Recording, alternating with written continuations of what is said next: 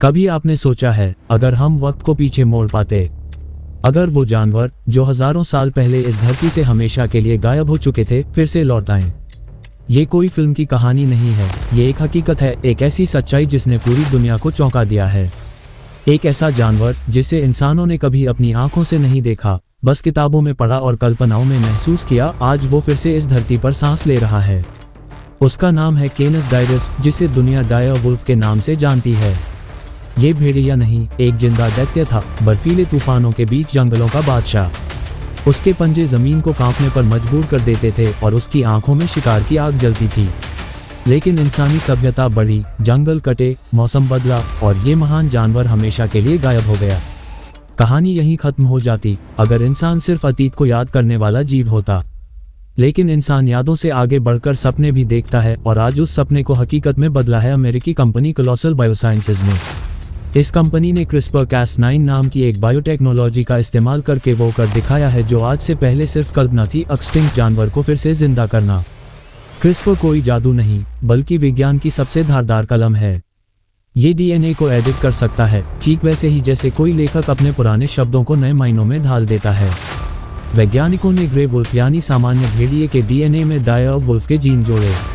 धीरे धीरे कोशिकाएं बनी, फिर भ्रूण और आखिरकार जन्म हुआ उस जानवर का जिसे हमने कभी सिर्फ दंत कथाओं में सुना था।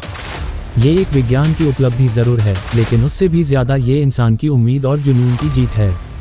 सोचिए, जिन वैज्ञानिकों ने दिन रात इस प्रोजेक्ट पर काम किया, उनके लिए ये सिर्फ एक प्रयोग नहीं था, ये रिडेम्पशन था। रिडेम्पशन उस कुदरत से जिसे हमने अपने फायदे के लिए बार बार तोड़ा, कुचला और भुला दिया।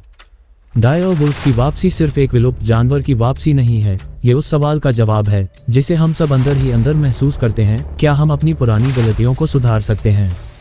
लेकिन इस चमत्कार के साथ एक डर भी जुड़ा है। क्या हम सच में तैयार हैं एक एक्सटिंक्ट जानवर को फिर से इस धरती पर जगह देने के लिए? क्या हमने उसके रहने लायक जंगल छोड़े हैं? क्या हमारी ये टेक्नोलॉजी सिर्फ दिखावे के लिए है या इसके पीछे कोई सच्चा इरादा है? कभी कभी लगता है हमने उसे सिर्फ इसलिए वापस लाया ताकि अपनी ताकत दिखा सकें, लेकिन क्या यही इंसानियत है?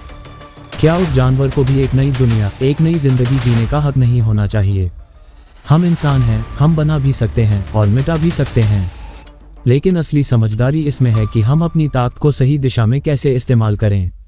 डायर वुल्फ की वापसी हमें बताती है कि अगर इरादा सच्चा हो तो जो खो गया है वो भी वापस पाया जा सकता है। लेकिन साथ ही ये चेतावनी भी है कि अगर हम फिर से वही गलतियां दोहराएंगे तो शायद अगली बार हमारे पास कुछ भी लौटाने को नहीं बचेगा। ये कहानी सिर्फ एक भेड़िए की नहीं है, ये हमारी है, हमारी गलतियों की, हमारी क्षमताओं की और हमारे दूसरे मौके की। अब ये हम पर है, हम इस चमत्कार को कैसे समझते हैं, एक सफलता के तौर पर या एक चेतावनी के रूप में। अगर ये कहानी आपके दिल को छू गई हो तो इसे ज़रूर शेयर करें और सोचिए, अगर आपके पास भी एक एक्सटिंक्ट प्रजाति को वापस लाने की ताकत हो तो आप किसे वापस लाना चाहेंगे और क्यों? चैनल को जरूर सब्सक्राइब करें। धन्यवाद।